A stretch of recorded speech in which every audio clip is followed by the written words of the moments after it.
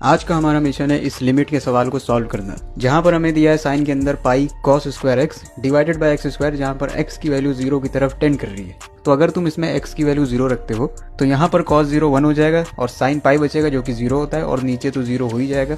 तो 0/0 फॉर्म बन रही है। यहाँ पर तुम लॉपिटल रूल लगा सकते हो, 2 बार डिफ्रेंशिएट करना पड़ेगा, लेकिन एक बार डिफ्रेंशिएट करने के बाद न्यूमरेटर में कुछ खतरनाक सा एक्सप्रेशन बन जाएगा। तो उसको अवॉइड करने के लिए हम यहाँ पर दूसरी चीज अपनाएंगे। अब आपने क्लास 10 में पढ़ा होगा कि कॉस स्क्वायर एक्स जो होता है वो 1 माइनस साइन स्क्वायर एक्स होता है। तो अगर मैं यहाँ पर लगा देता हूँ तो ये कुछ ऐसा बन जाएगा। अब आपने एक और चीज क्लास 10 में पढ़ी होगी कि साइन a माइनस बी का फॉर्मूला क्या होता है, sign A cos B minus cos A sine B, यही तो होता है। अगर आप इसको यहाँ पर लगाते हैं तो आपको कुछ ये मिल जाएगा। अब क्योंकि साइन पाई जो होता है वो 0 होता है तो ये टर्म पूरी 0 हो गई, और कॉस पाई जो होता है वो -1 होता है तो ये बन जाएगा प्लस, और फाइनली आपको कुछ ये मिल जाएगा। अब लिमिट में आपने ये बेसिक प्रॉपर्टी पढ़ी होगी कि साइन के अंदर कुछ भी डिवाइडेड बाय सेम चीज की वैल्यू 1 होती है जब ये दोनों चीजें 0 की तरफ टेंड कर रही है। तो हमारे पास साइन के अंदर पाई साइन स्क्वायर एक्स है, तो इसी से डिवाइड कर देते हैं और मल्टीप्लाई भी करना पड़ जाएगा बैलेंस बनाने के लिए। तो ये कुछ ऐसा आ जाएगा।